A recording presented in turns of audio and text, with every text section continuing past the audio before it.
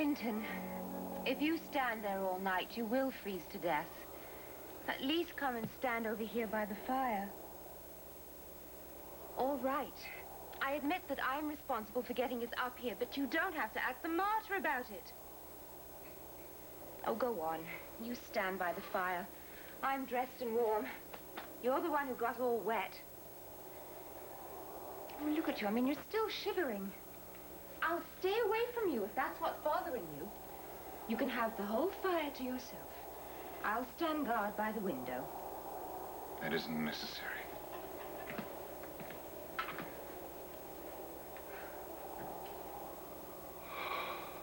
Oh, Quinton, you can't seriously believe that I meant for this to happen?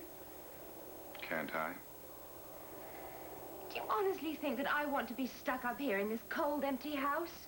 I don't know, Rebecca. You tell me. Oh, I give up. Believe what you want to. Ooh. There's no sense of you freezing. Why don't you come over here by the fire? I'm sorry, Quinton. Really, I am. I'll be the first one to explain it to everyone when we get back. To Nola. I'll explain it to Nola, thank you. Yes, I know, but I thought maybe if I said I'll explain it to Nola. Of course, Quinton. Whatever you want.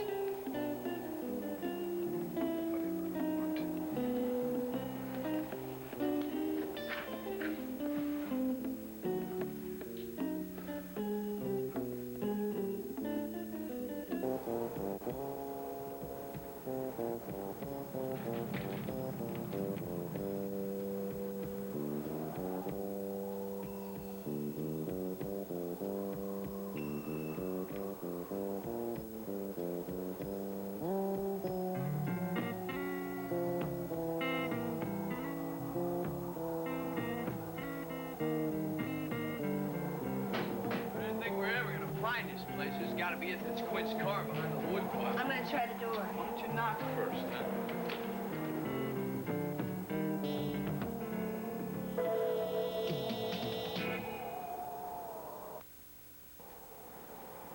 Oh, thank heavens you came.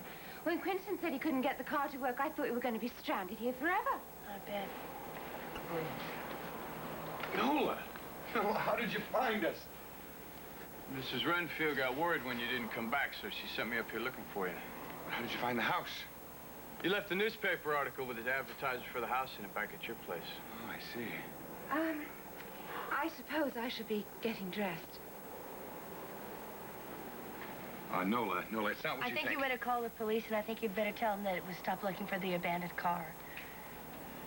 Yeah, is there a phone here? No, the phone here is dead, but there's a gas station a few miles down the road from here. Please, Tony, call Mrs. Renfield. Tell her that we're all right and not to worry. Sure. I'm going to go with you. Nola, I want to talk to you. I'm going to go. Would you please? Nola, it's not what you think. I swear to God.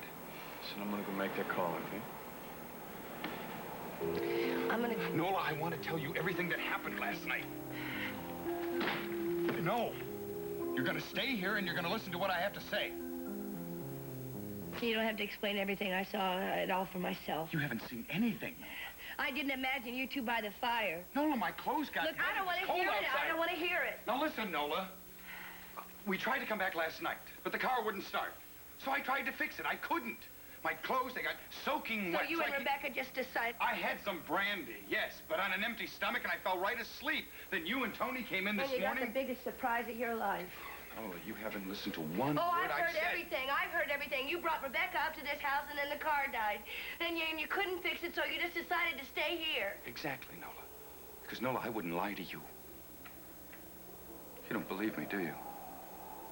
I don't know. I just don't know.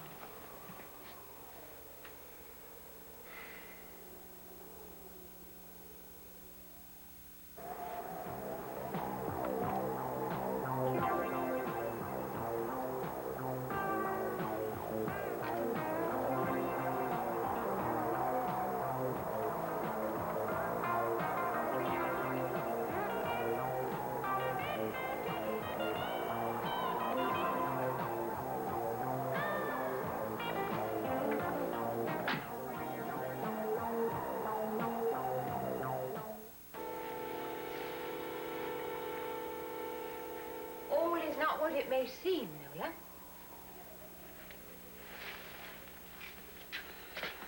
As you wish.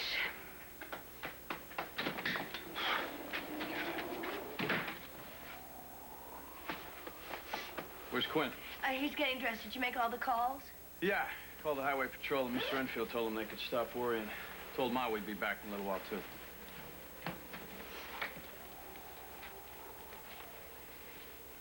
Quint, listen, we gotta get out of here. I just heard a bulletin on the radio. There's another storm right behind us, and we're about to get snowed in again. And what about my car? Just forget about it. We'll send a tow truck. Wait a minute. Can't you just try to start the car? At least try it so we don't have to all get in one car. Can you, please? Sure.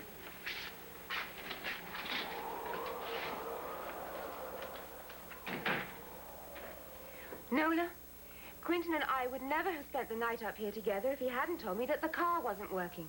That's the only reason we stayed up here.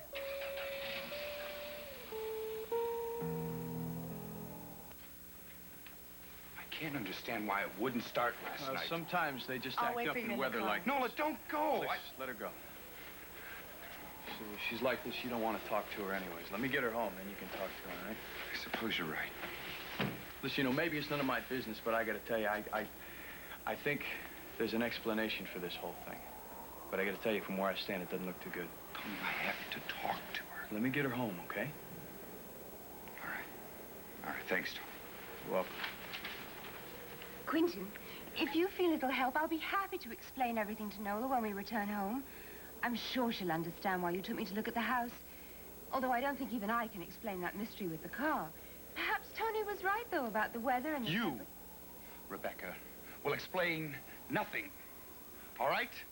When we get home, I will deal with Nola. And then after that, Rebecca, I'm going to deal with you. Oh, but surely, Quentin... I don't want to hear another word from you. But Quentin... Get out in the car.